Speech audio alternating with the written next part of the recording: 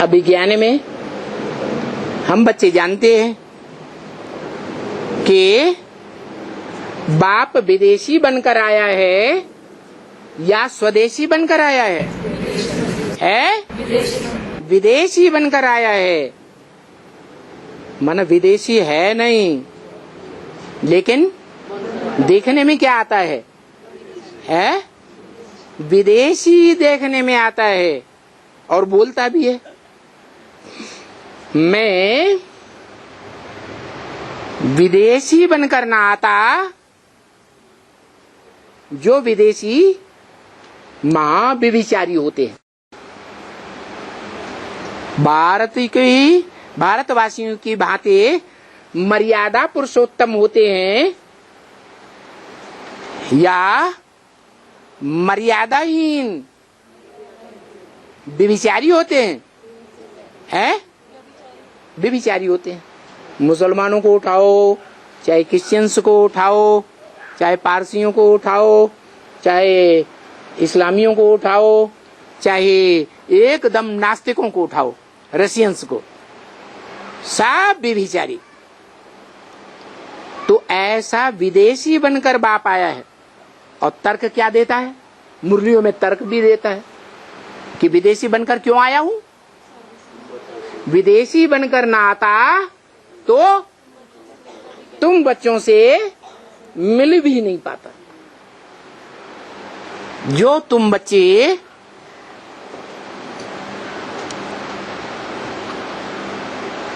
बीज हो ना, अलग अलग धर्मों के है, अलग अलग धर्मों के बीज हो या नहीं हो, तो तुम बच्चों से मिल भी नहीं पाता। फिर तो मर्यादा पुरुषोत्तम बन जाता, फिर मिलना भी नहीं हो सकता। इसलिए मुझ बीज की यादगार कौन सा फल दिखाते हैं?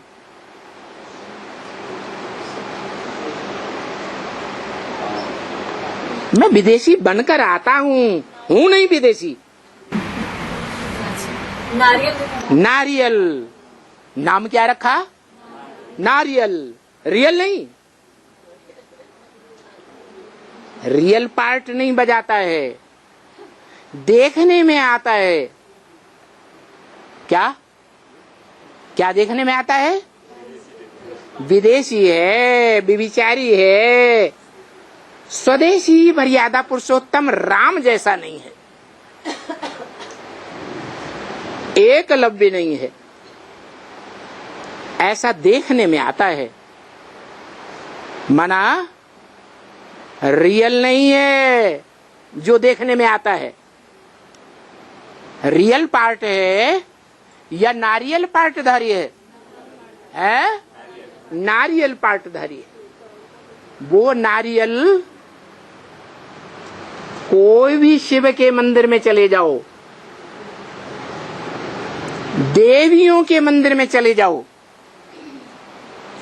वो एक ही फल विशेष माना जाता है जो शिव के मंदिरों में और देवी के मंदिर में धाड़ से फोड़ा जाता है। क्या? धाड़ से फोड़ा जाता है, तब पता चलता है।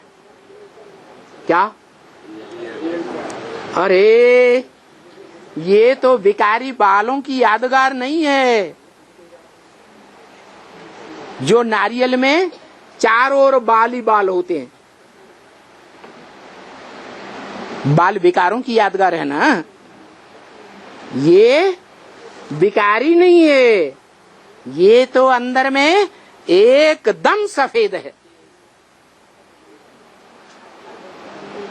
उसके अंदर की मलाई भी सफेद और उसके अंदर का नारियल वो भी सफेद। तो देखो वो ऐसा बाप है जो कहता है कि बाप के अंदर के प्यार और बाहर के प्यार की बड़ी भारी युक्ति है।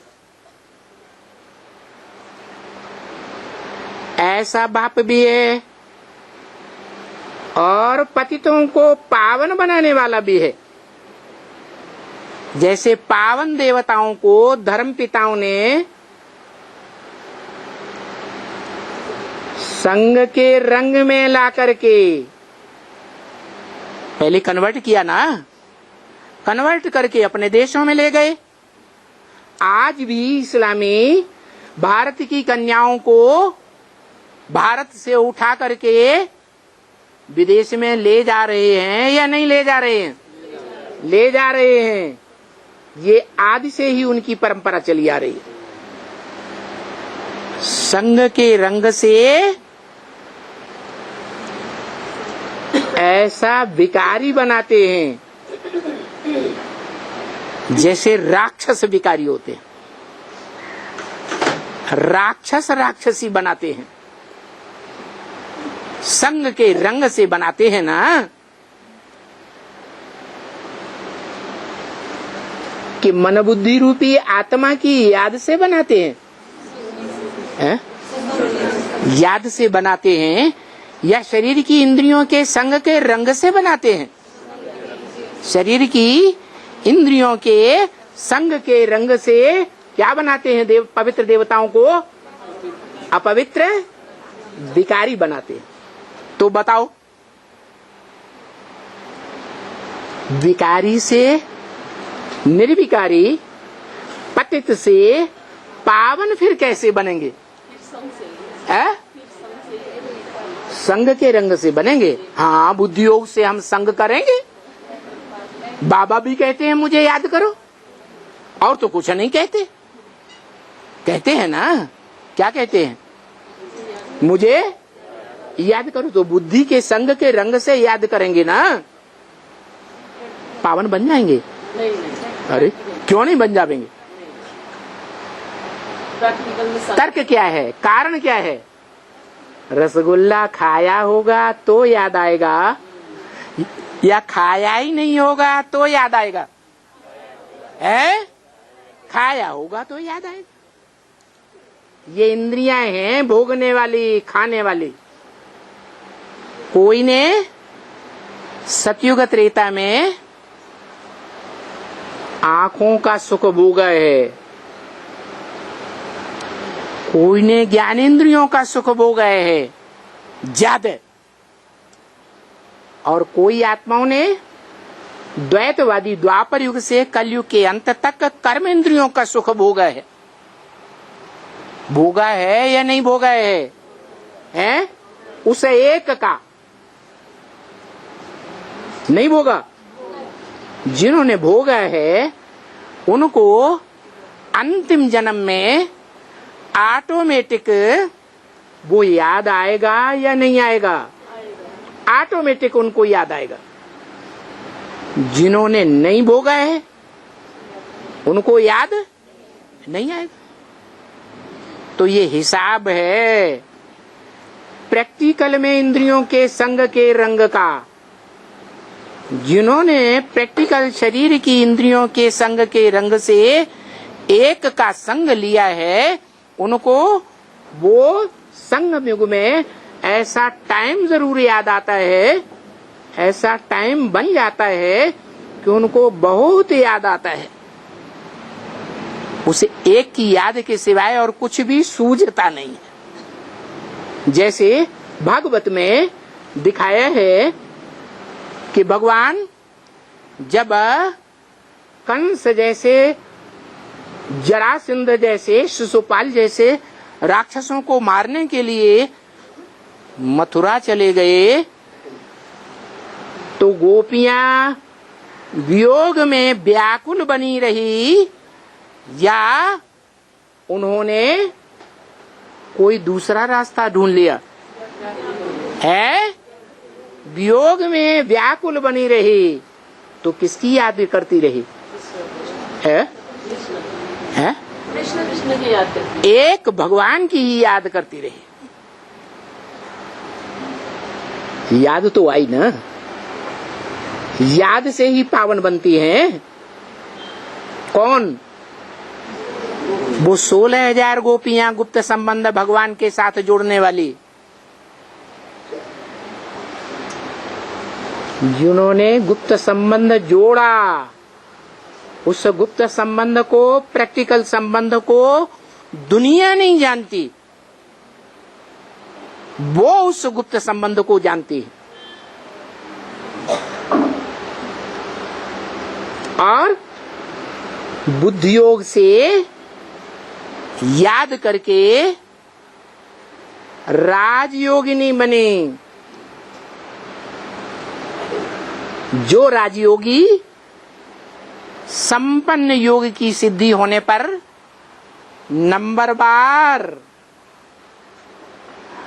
राजघराने के भांति बनते हैं। 84 जन्मों में राजघराने, राजाई करने वालों के घराने होते हैं या नहीं है? आज भी हैं या नहीं? भले 5 साल का प्रधानमंत्री है, उसका भी घराना होता है या नहीं है? संघ के रंग में आने वाले होते हैं प्रैक्टिकल में या नहीं होते हैं? तो वो 16,000 सतयुग के आदि के जन्म से लेकर के त्रेता के अंत तक प्रत्यक्ष होते हैं। त्रेता के अंत तक वो 16,000 आत्माएं कहीं न कहीं, किसी न किसी जन्म में राजघराने के छोटे या बड़े सदस्य बनकर राज्य की प्रजा को नंबरवार कंट्रोल करते हैं। अकेला राजा कंट्रोल करता है या रानी भी कंट्रोल करती है? अकेला राजा रानी ही कंट्रोल करते हैं कि जो राज परिवार की राजमाता होती है उसका भी कंट्रोल चलता है? जो राज्य के अधिकारी होते हैं छोटे बड़े, उनका भी कंट्रोल चलता है या नहीं चलता है? चलता है। जैसे प्रधानमंत्री का, आज के प्रधानमंत्री का ड्राइवर हो और उससे साधारण प्रजा के किसी व्यक्ति का मेल मिलाप हो जाए, तो उसे आशा लग जाएगी ना कि मेरा ये काम जरूर करा देगा। तो उसकी भी राजाई है या नहीं है?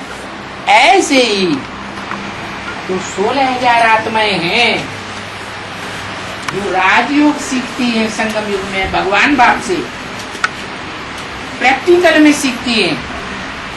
वो राजयोगी आत्माएं जन्म जन्मांतर राजघराने में कहीं न कहीं जन्म लेकर के प्रिंसेस बने, राजा रानी बने या उनके संबंधी बने, परिवार की भांति बने। वो बनते जरूर, वो कई कई जन्मों में बनते हैं और कोई कुछ एक जन्मों में बनते हैं। तो उनको राजयोग के द्वारा राजाई का वर्षा मिला या नहीं मिला है? मिला। तो वो बाप भी वर्षा देने वाला, राजाई का वर्षा देने वाला बाप भी है, पतित पावन भी है।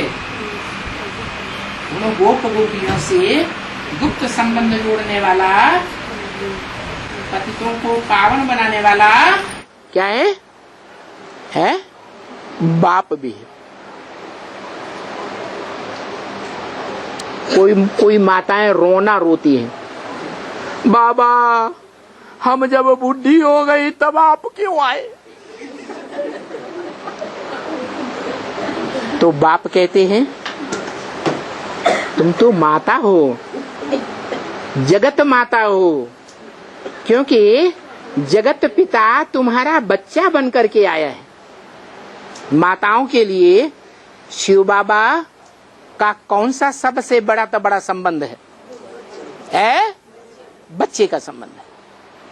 और माताओं को अपने जीवन में सबसे जास्ती किसकी याद आती है? बच्चे की याद आती है। तो माता का संबंध अच्छा नहीं है क्या? है बहुत अच्छा है। कोई कहे माता का संबंध तो अच्छा है, लेकिन बाप ने ये भी तो बताया है कि एक संबंध है जो बहुत घनिष्ठ और गहरा है, पति पत्नी का संबंध, साजन सज्जनी का संबंध। वो तो माताओं को नहीं मिलेगा। अरे माताएं जो इस जीवन में किसी का साथ लेकर के माता बन गई, तो एक के संग के रंग के और एक की याद के संस्कार स्वभाव बनना चाहिए, या कोई दूसरा भी टांग अड़ा दे उसकी भी याद आने लगे तो व्यभिचारी स्वभाव संस्कार स्मृति का संस्कार पड़ा या अव्यभिचारी बना? है व्यभिचारी बन गया। तो इसलिए बाप कहते हैं पहले माताओं को बाप के साथ कौन सा संबंध पक्का करना है? शिव बाबा हमारा बच्चा, बच्चा भी नहीं, छोटा मध्यम नहीं, जिस बच्चे से माताओं को बहुत आस होती है, वो कौन सा बच्चा? बड़ा बच्चा है। और बच्चे महामृत्यु के समय विनाश काल में मेरा साथ दें या न दें, धोखा दे जाएं, भले सारी प्रॉपर्टी माताएं बच्चों को अर्पण कर देती हैं, तो भी देखने में क्या आता है? वो बच्चे माता को घर से बाहर निकाल देते, उसके स्वभाव संस्कार को समाये नहीं पाते। और ये शिव बाबा कैसा बच्चा है माताओं के लिए? है सदा साथी है। बाप कहते हैं मैं माताओं के लिए आया हूं, खास माताओं के लिए। क्या कुमारों के लिए, अदर कुमारों के लिए नहीं आया हूं? आया है फिर आया है, फिर उनको दुर्योधन दुशासन क्यों बोल देता है? सारा मान मर्तबा मिट्टी में मिलाई दिया। दुर्योधन दुशासन बोल दिया कि सब पुरुष दुर्योधन दुशासन है, तो दुर्योधन दुशासनों के लिए आया है या माताओं कन्याओं के लिए आया है? अरे शास्त्रों में क्या कहा? शास्त्रों में भी कहा हुआ है कि भगवान धरणी माता के ऊपर जब बहुत पापों का बोझ चढ़ जाता है, तब भगवान धरणी माता का उद्धार करने के लिए आते हैं। क्या करने के लिए आते हैं? हर ऊपर को आत्मा मन बुद्धि को हरण करके ले जाते हैं, जबरियन ले जाते हैं।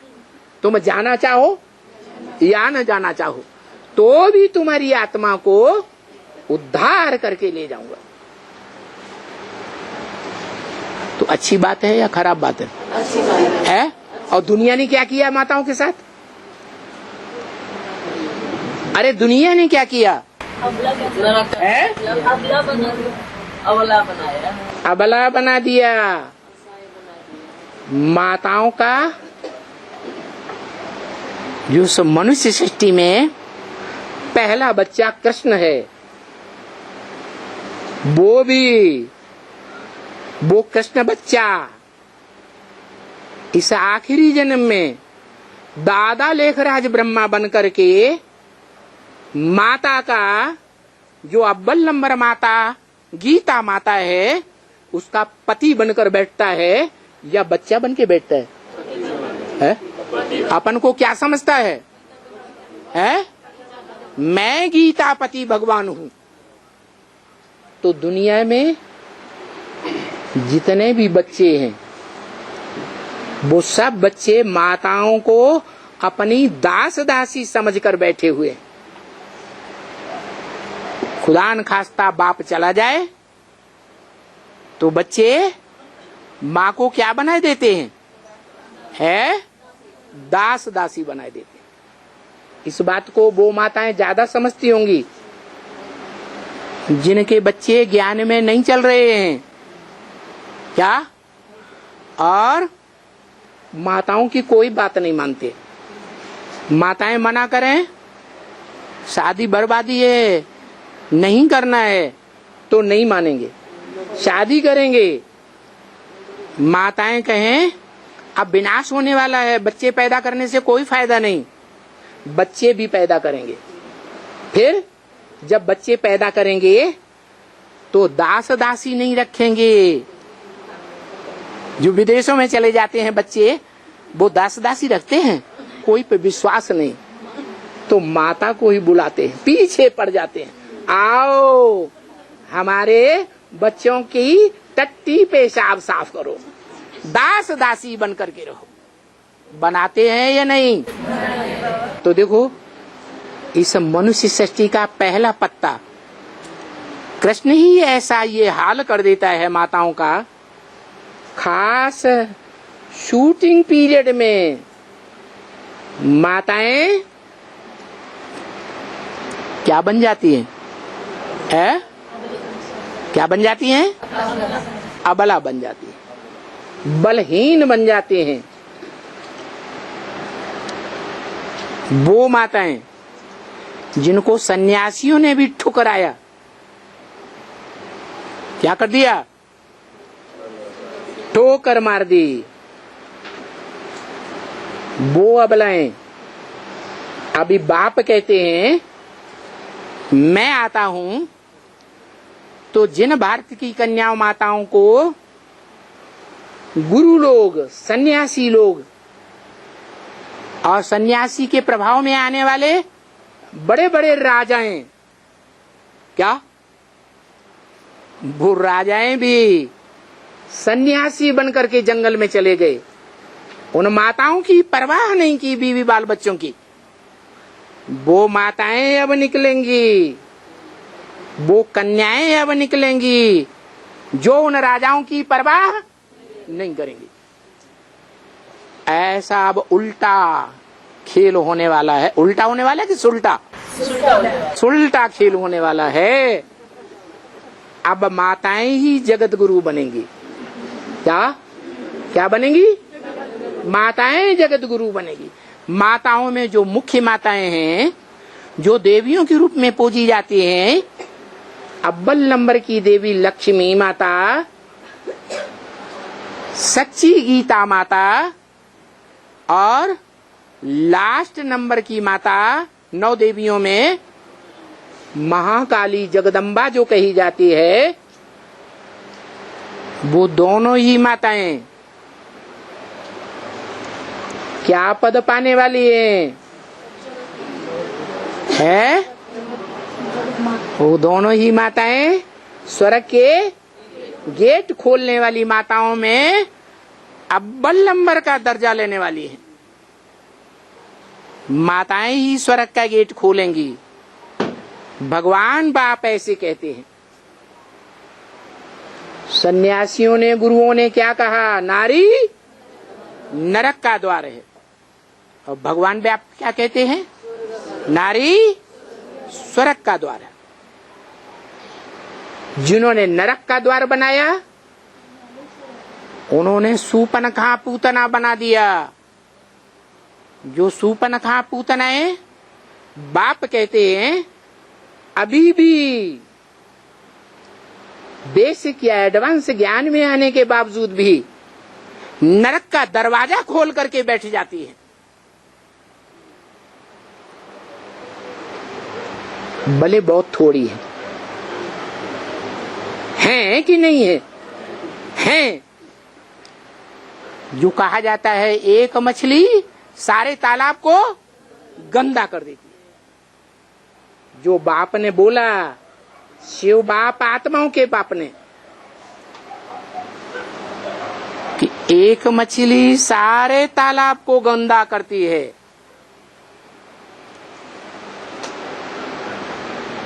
ये भी ज्ञान सागर है। इस सागर में कौन से जंतु सबसे जास्ती तादाद में रहते हैं? मछलियां सबसे जास्ती तादाद में रहती हैं। ये बेहद का ज्ञान सागर है। इसमें दूसरे धर्म में कन्वर्ट होने वाली मछलियां जो व्यभिचारी बन जाती हैं, जन्म जन्मांतर व्यभिचार से बदबू आती है।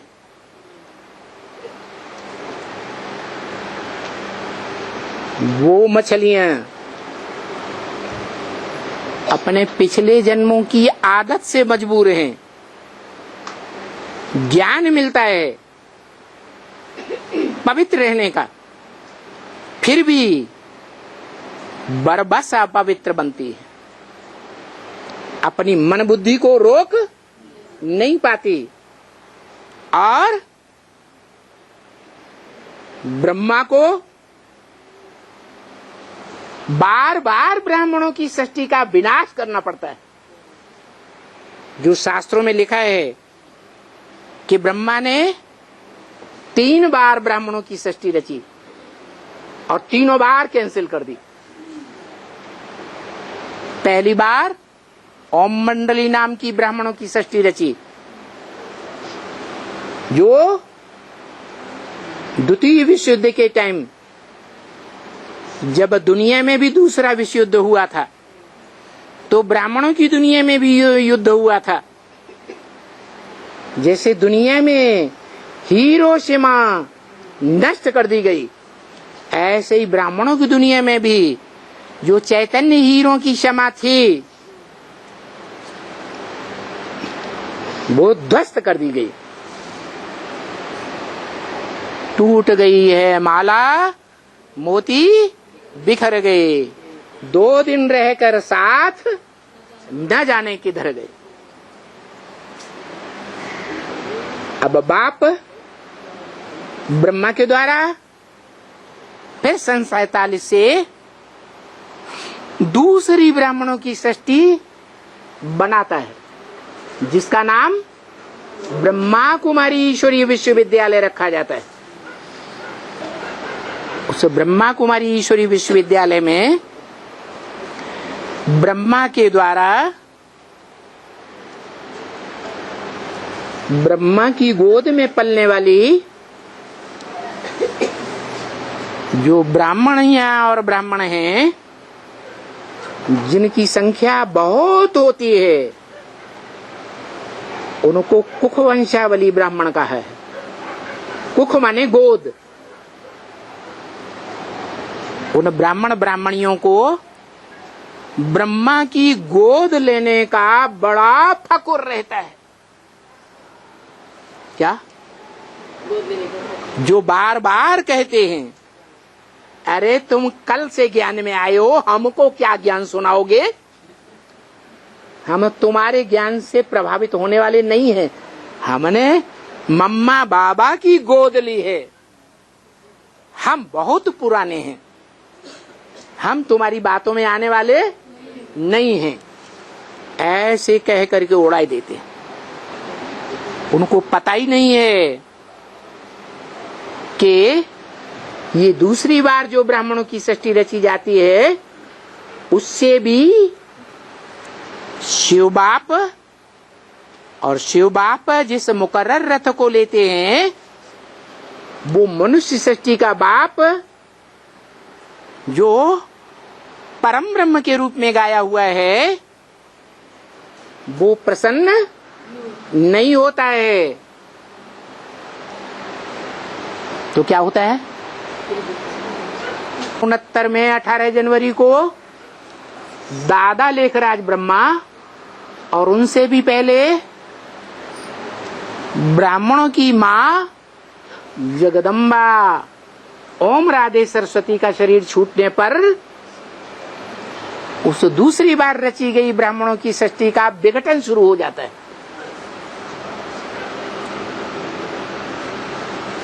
हो जाता है कि नहीं? कैसे? क्या प्रूफ? हर बात में सत्य वचन महाराज। कोई प्रूफ होने चाहिए कि नहीं है? जोनल इंचार्ज में डिवाइड हो गई। अरे ढेर सारे प्रूफ हैं।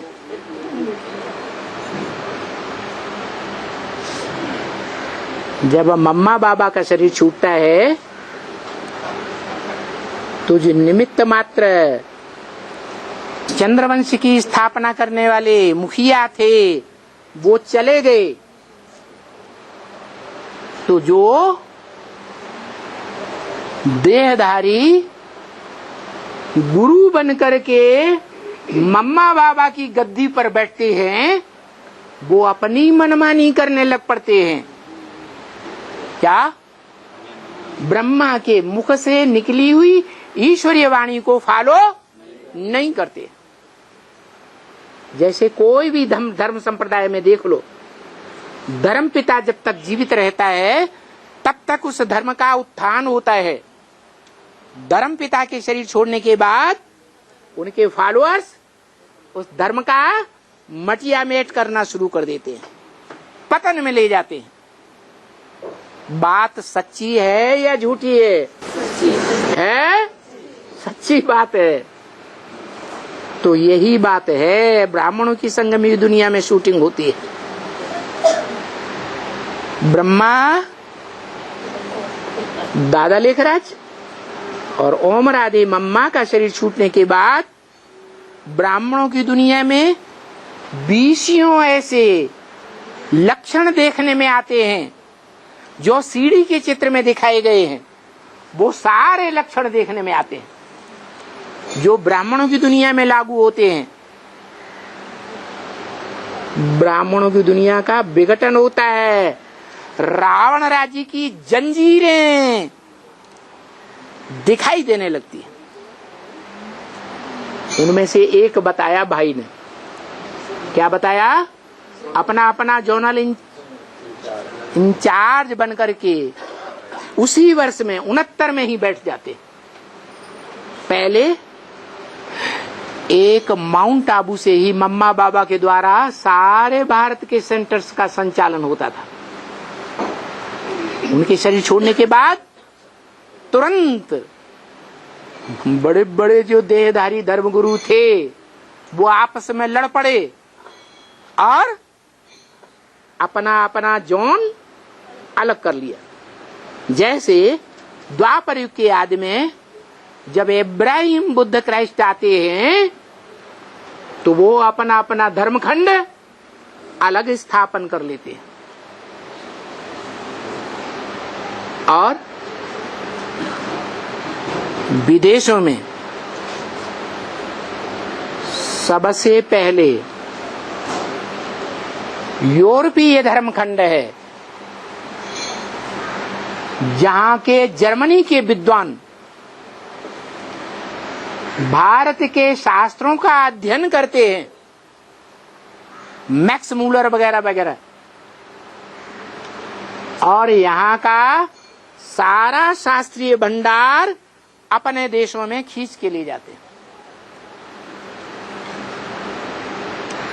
और इतना मंथन करते हैं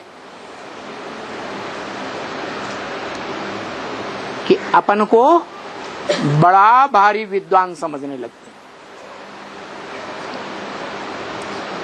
हैं। मनमत के आधार पर वही जर्मनी जो क्रिश्चियंस में 2 भागों में बट गई थी, एक नास्तिक क्रिश्चियंस रसिया के, जर्मनी का कुछ हिस्सा रसिया के अधिकार में भी था और आधा हिस्सा यूरोपीय क्रिश्चियंस के अधिकार में भी था। और उन नास्तिक क्रिश्चियंस ने जो शास्त्रों में पढ़ाई पढ़ी गई कि प्राचीन काल में आग्नेय अस्त्र तैयार किए जाते थे, यादवों के पेट से मिसाइल्स रूपी मूसल निकले थे और उनसे यादवों के सारे कुल का विनाश हुआ।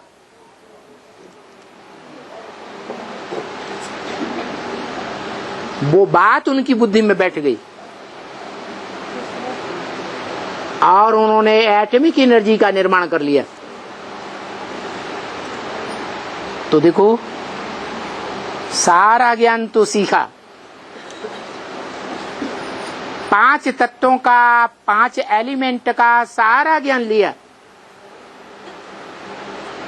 भौतिकवाद, पंचभूतों का सारा ज्ञान लिया, लेकिन आत्मा का ज्ञान बिल्कुल नहीं ले सके। और आत्माओं के बाप को पहचानने का तो सवाल पैदा ही नहीं होता। तो कैसा पतन के गर्त में जाते हैं। तो सबसे पहले बनाने वाले तो है एटॉमिक बम बनाने सबसे पहले तो नास्तिक ही होगी।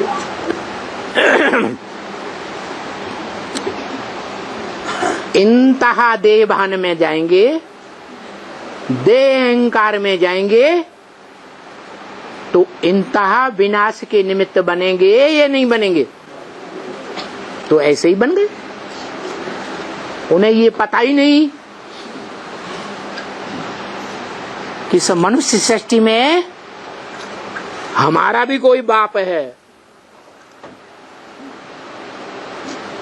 क्या? वो तो देह अहंकारी सांडे बन ही गए।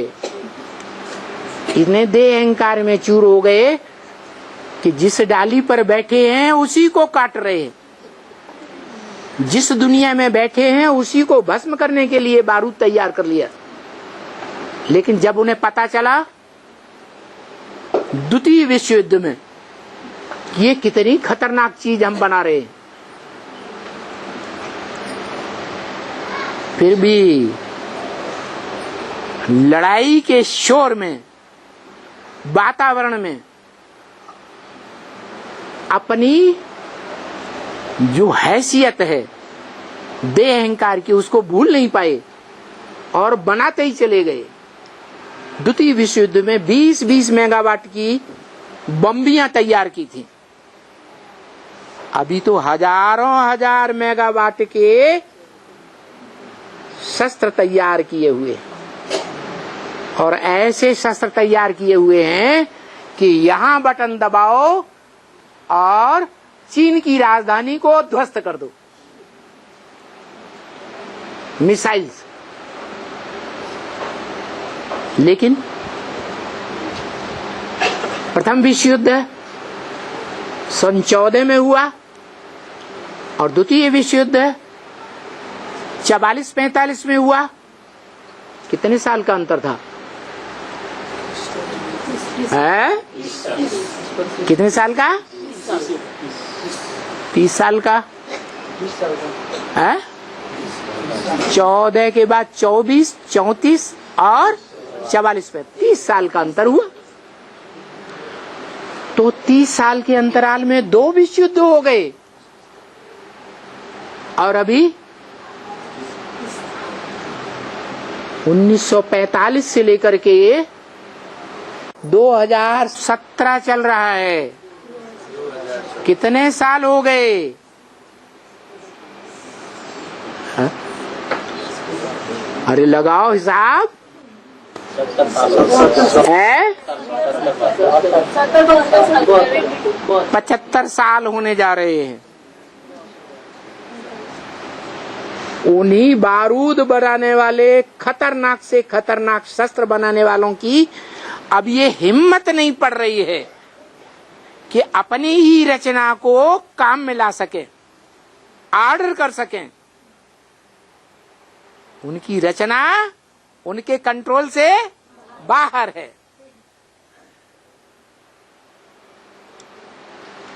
तो उस एटॉमिक एनर्जी को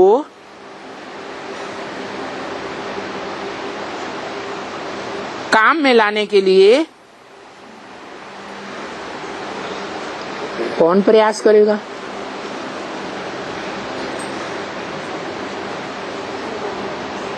अरे कोई करेगा या नहीं करेगा? कौन करेगा? है? हर हर बम बम गाया हुआ है। क्या? हर माने सारी दुनिया 500-700 करोड़ के पापों को हरण करने वाला एक ही महाविनाशकारी है, जो सारी दुनिया को विनाश करने वाला है, परंतु उसका विनाश होने वाला नहीं है। वो इस सृष्टि पर सदा मौजूद रहता है। सृष्टि के सात्विक काल में भी मौजूद था। कैसे सात्विक काल में? जब अतीन्द्रिय सुख की सृष्टि रची थी 16,000 गोपिकाओं के लिए, योगी योगिनियों के लिए, ऐसा सात्विक स्टेज वाला, ऐसा योगी दुनिया का बड़े से बड़ा महायोगी, जिस योगी को ब्रह्मा की बड़े से बड़ी औलाद ज्ञानेश्वर और योगेश्वर के रूप में आज भी याद किया जा रहा है।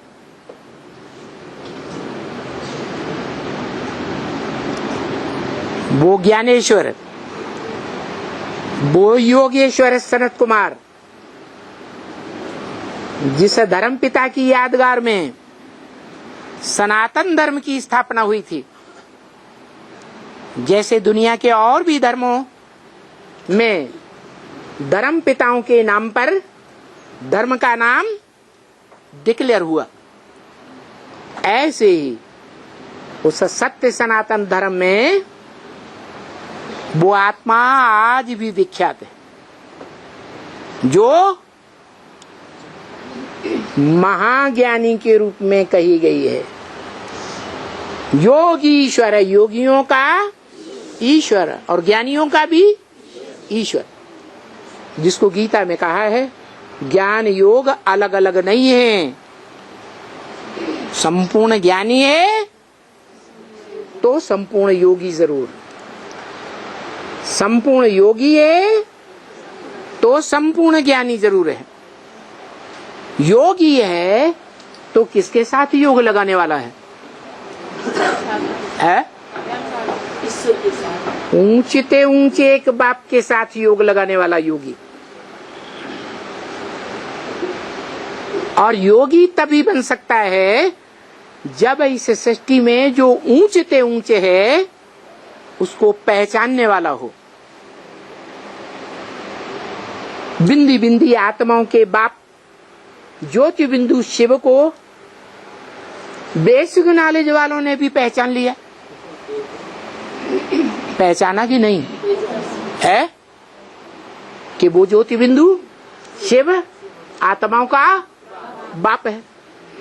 लेकिन वो आत्माओं का बाप जो त्रिकालदर्शी है, लेकिन कहता है मैं त्रिकालदर्शी तो हूं लेकिन मास्टर त्रिकालदर्शी नहीं हूं।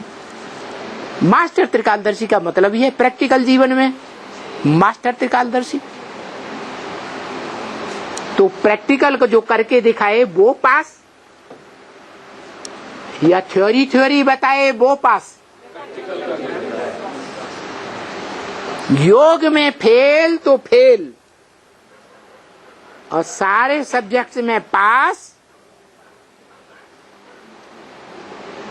और योग में भी पास हो तो पास कहेंगे। सारे सब्जेक्ट में पास, योग में फेल तो फेल ही कहा जाएगा। जैसे LLB पास करके थ्योरी पढ़ ले और बड़े बड़े वकीलों के नीचे काम करे साल भर, 2 साल, 3 साल, और वो बड़े बड़े वकील उसको निकाल के बाहर कर दें, तुम प्रैक्टिकल में वकील बनने काबिल नहीं हो, तो उसकी थ्योरी काम आई या नहीं आई? कोई काम नहीं आई। ऐसे ही यहां भी जो संपूर्ण योगी है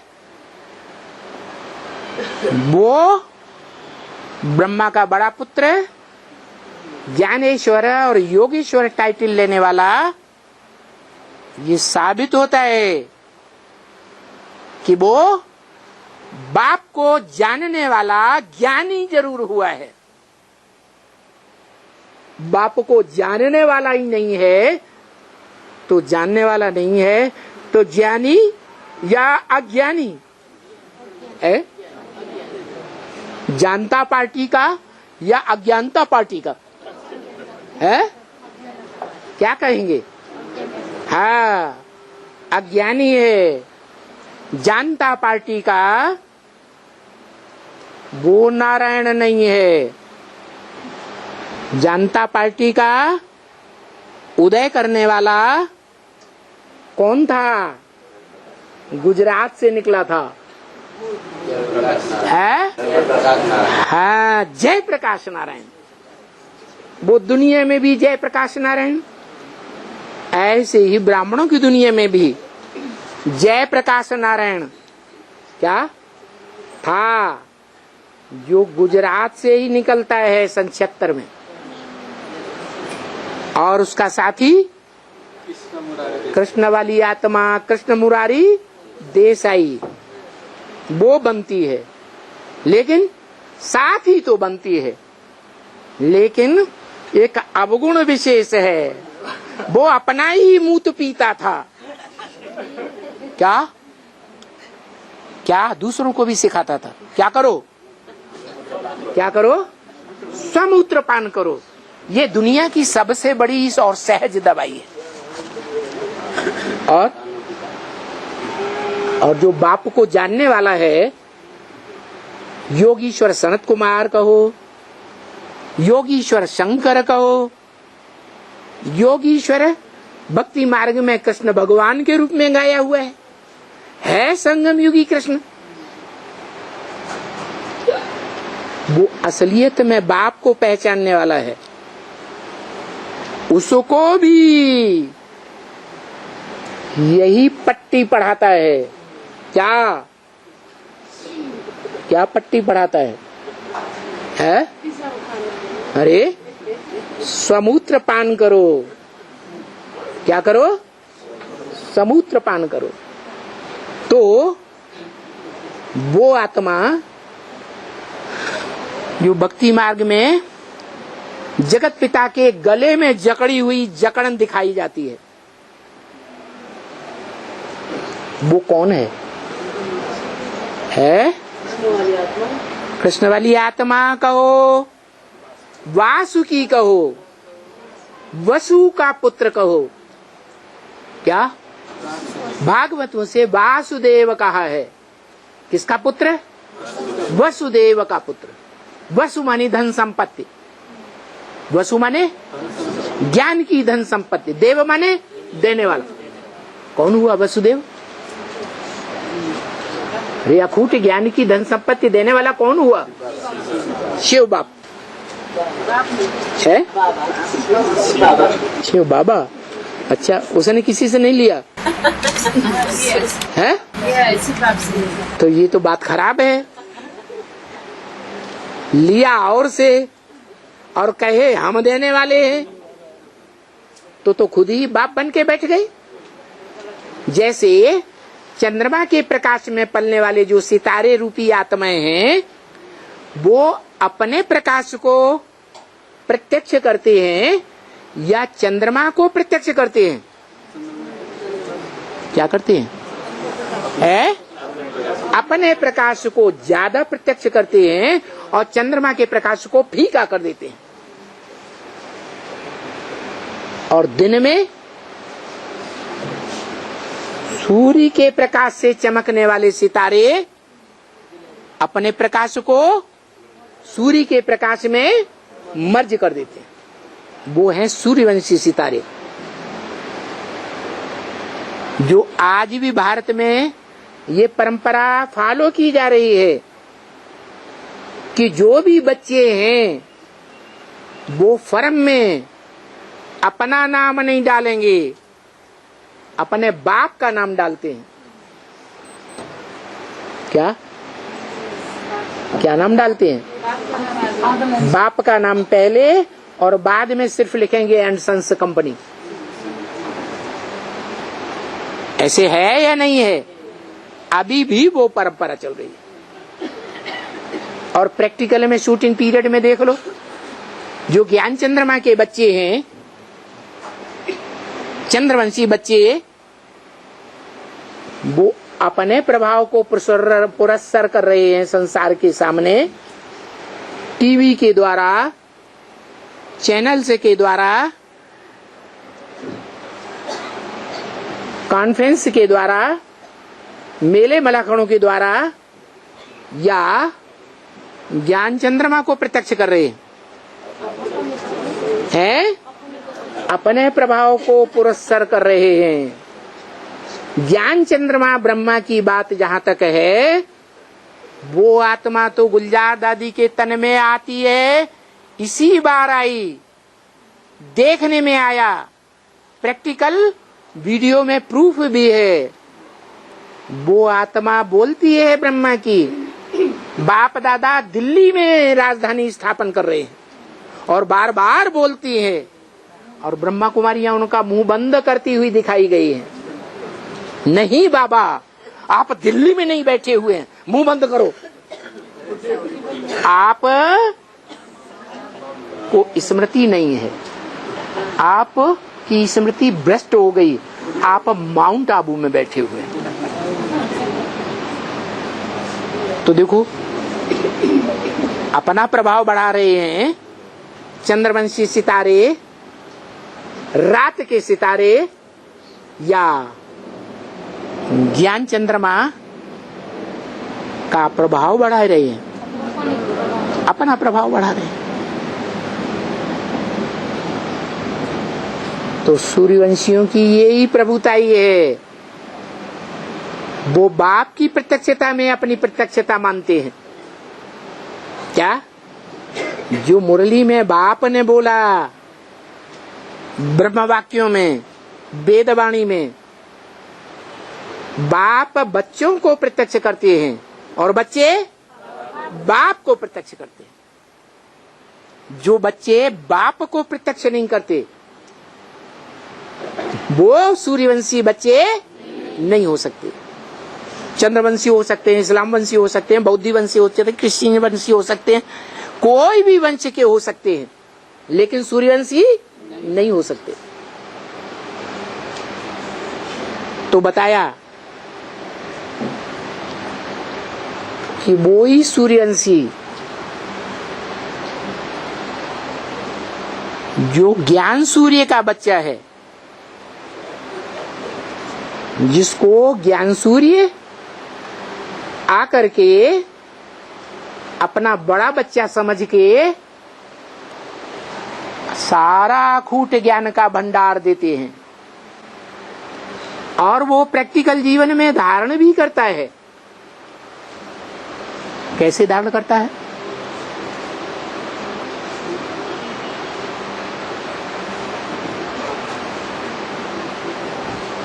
ज्ञान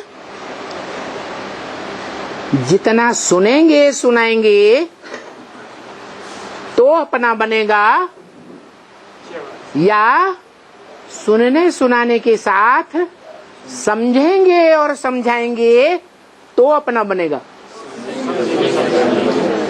समझेंगे और समझाएंगे, विस्तार से समझेंगे, व्याख्या सहित समझेंगे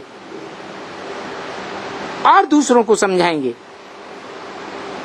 तो जो बच्चे, और उन बच्चों में जो अव्वल नंबर बच्चा ज्ञान सूर्य के ज्ञान प्रकाश को धारण करता है प्रैक्टिकल जीवन में, शरीर की कर्म इंद्रियों के साथ, वो ही बच्चा विश्व का बादशाह बन सकता है, क्योंकि वो अपने स्वरूप को पहचानता है। और अपने बाप को पहचानता है। वो योगी क्या, जिसने अपने योगी राज बाप को नहीं जाना।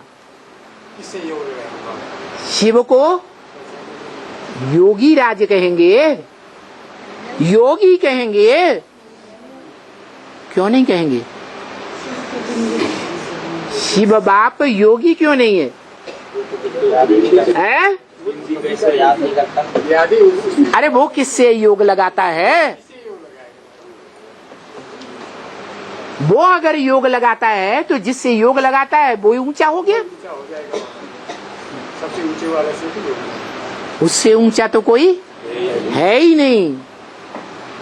तो जो योग लगाने वाला है प्रैक्टिकल जीवन में इस दुनिया में, वो योगी है। और संपन्न योगी बनता है तो मनुष्य सृष्टि का बाप कहा जाता है।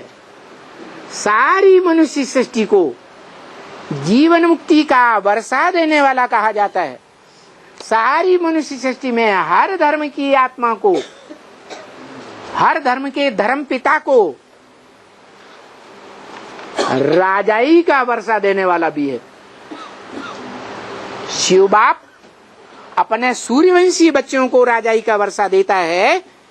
इस्लामी बौद्धिक क्रिश्चियन धर्मी बच्चों को राजाई का वर्षा देता है? नहीं देता है। अपने वंश के जो सूर्यवंशी कहे जाते हैं उनको वर्षा देता है। और जो प्रजापिता है वो सर्वधर्मवंशियों का बाप है, सब मनुष्य मात्र का बाप है। इसलिए वो संगम युग में जब पूरी राजधानी स्थापन होती है, ऐसी सशक्त राजधानी स्थापन होती है कि दुनिया में जितने भी धर्म हैं, जितने भी धर्म के नेताएं हैं, बड़े बड़े पोप जैसे, क्या हाँ, इस्लाम धर्म में कोई है अभी जो सारे आतंकवादियों को चला रहा है? कोई है या नहीं है? क्या नाम है? सुना है कि वही है जिसके आर्डर पर वो आतंकवादी जान की बाजी भी लगा देते हैं। क्या अपने जान की भी परवाह नहीं करते? ऐसे ऐसे मिलिट्री मैन है। मानव बम है? मानव बम कहते हैं। हाँ हाँ। तो उन धर्म पिताओं को भी, जो धर्म पिताएं धर्म की स्थापना तो कर लेते हैं, अधूरे सधूरे धर्म की, लेकिन राज्य की स्थापना नहीं कर पाते। उन धर्म पिताओं के स्थापन किए हुए धर्म के संगठन में ये सूर्यवंशी आत्माएं और उनका बाप उनको सहयोग देती है। इस्लाम धर्मवंशियों का ये राजाई स्थापन करने का, क्योंकि चंद्रवंशियों का बड़ा बच्चा इस्लाम ही है। क्या कहा? सूर्यवंशियों का बड़ा बच्चा चंद्रवंशी है, चंद्रवंशियों का बड़ा बच्चा इस्लामी है। इसलिए बताया विनाश होगा तो इस्लामी पहले मरेंगे। कौन मरेंगे? इस्लामी पहले मरेंगे। और धर्म वाले उनके लिए नहीं बोला। हाँ, मुसलमान तुम्हारे साथ मरेंगे। क्या? मुसलमान तुम्हारे साथ मर। और देखने में भी आता है हिंदुस्तान में जहां जहां हिंदू हैं वहां वहां मुसलमान घुसे पड़े हैं या नहीं घुसे पड़े हैं? है?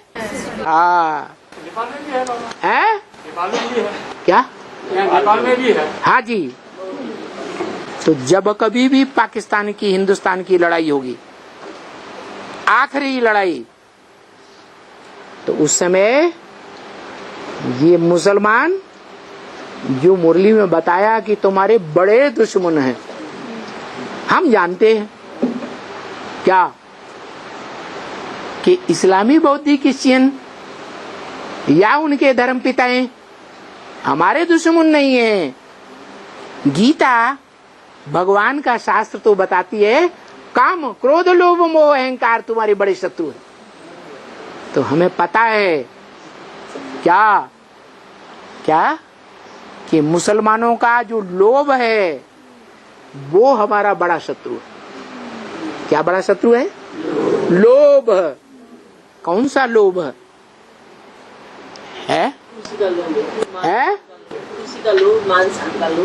मान शान का लोभ, वो भी लोभ है। और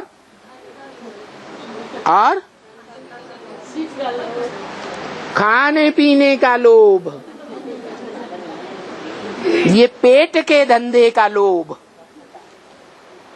क्या ये जो धंधा है ना देह का, ये किस लिए करते हैं? हम अपनी सेहत बना के रखें, हमारे बाल बच्चे सेहत बना के रखें, हम अच्छा अच्छा खाएं पिएं रहें, अच्छा सा मकान बनाएं, रोटी अच्छी मिले, कपड़ा अच्छा मिले और मकान अच्छा मिले। भगवान मिले या भाड़ में जाए, हम अपने धंधे को छोड़ने वाले नहीं हैं। भले भगवान बाप कहता है मैं तुम्हारा बाप आया हूं। अब क्या मेरे बच्चे बनेंगे तो मेरे बच्चे अकाल दुकाल भी सारी दुनिया में पड़े, मेरे बच्चे भूख नहीं मर सकते। कितना भी चिल्लाता रहे, लेकिन हमें विश्वास होने वाला नहीं है।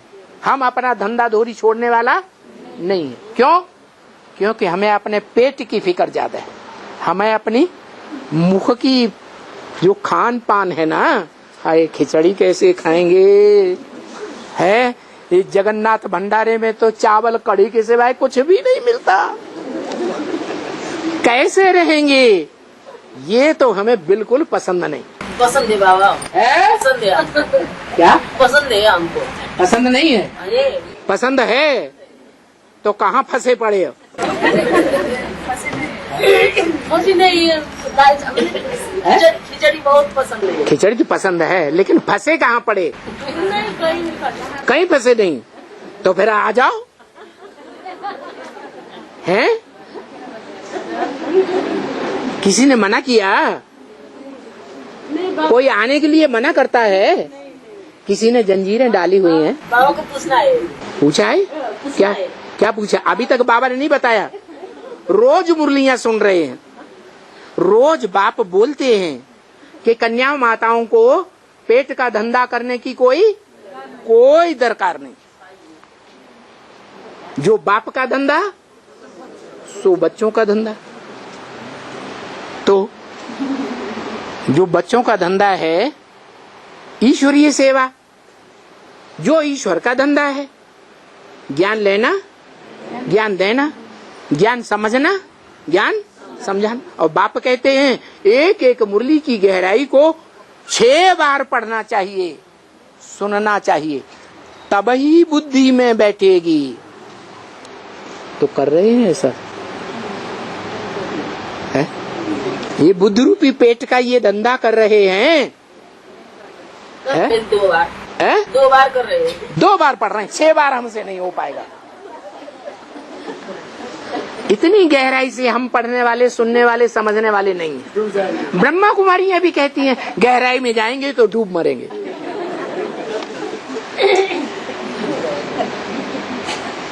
तो बाप का धंधा हमसे नहीं पकड़ा जाएगा। जो बाप का धंधा सो हमारा धंधा नहीं बनेगा। हाँ, कन्याएं हैं, ये शादी करनी पड़ेगी। इससे तो अच्छा है उन कन्याओं को ज्ञान में चला लें, उनको बट्टी अट्ठी करा दें। कन्याएं हैं, कोमल बुद्धि वाली हैं, सात्विक बुद्धि है, ज्ञान उनको जल्दी समझ में बैठ जाएगा, पवित्रता है। इसलिए कन्याओं को ज्ञान में चलाए देंगे तो हमारा पैसा भी बचेगा। हमें पेट का धंधा करने के लिए ज्यादा पैसा नहीं कमाना पड़ेगा, क्या बैंक बैलेंस बहुत बचा रहेगा।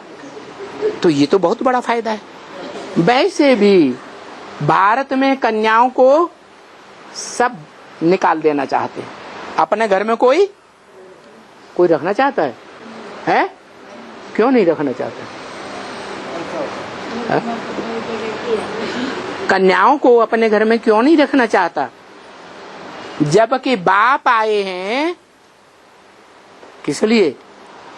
कन्या माता के लिए है कन्या माता के लिए। बाप कहते हैं कन्याओं का कन्हैया आया हुआ है। कन्याएं ही ज्यादा सरेंडर होती हैं। क्यों? क्योंकि बुद्धि पवित्र है, इसलिए जास्ती सरेंडर होती है। और माताएं हम तो बंधन में हैं, हम तो बांधे लिए हैं, कैसे सरेंडर हो जाएं? अरे शरीर बंधन में आता है या मन भी बंधन में आता है?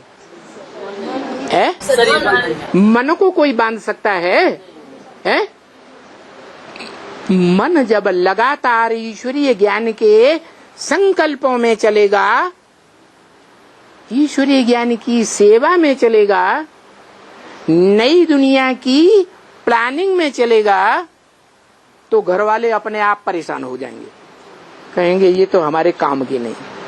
क्या ये माता हमारे काम की नहीं, इससे तो अच्छा ये चली जाए। ऐसी दीवानी हो गई, ये कुछ काम धंधा परिवार को देखती ही नहीं।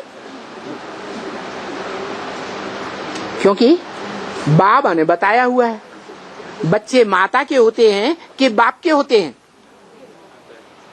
बच्चे किसके होते हैं? माता के होते हैं।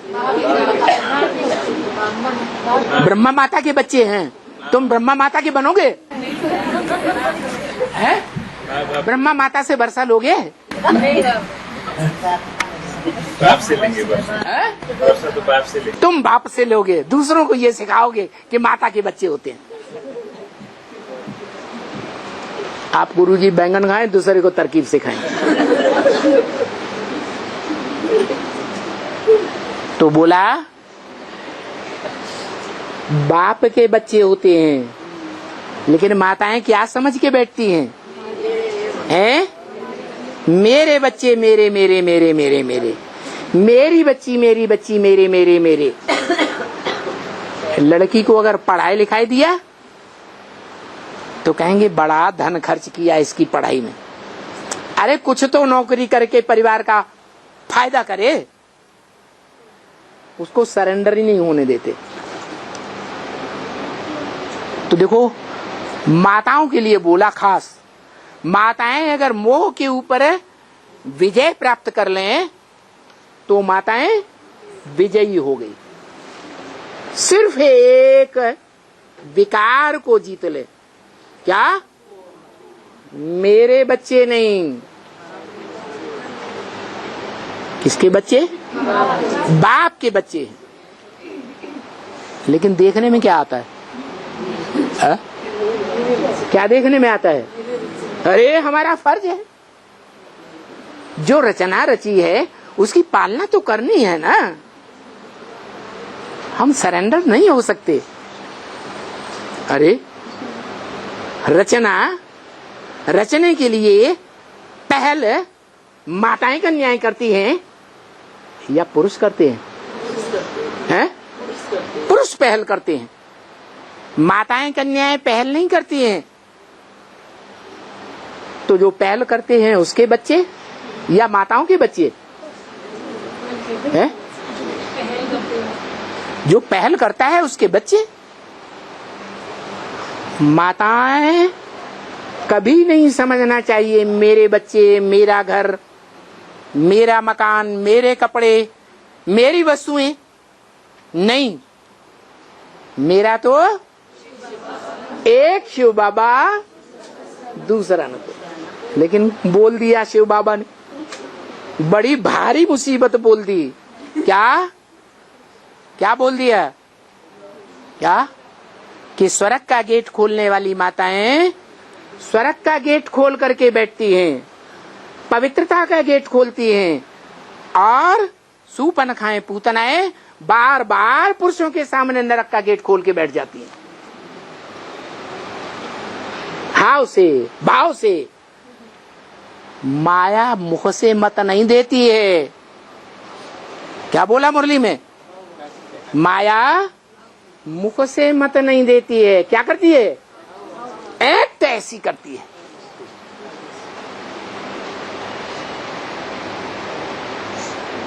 तो ज्यादा पावरफुल बात कौन सी हुई? मुख से मत देने की बात पावरफुल है या एक्ट करने की बात पावरफुल है? ज्यादा असर किसका पड़ेगा? है एक्ट का असर ज्यादा पड़ता है।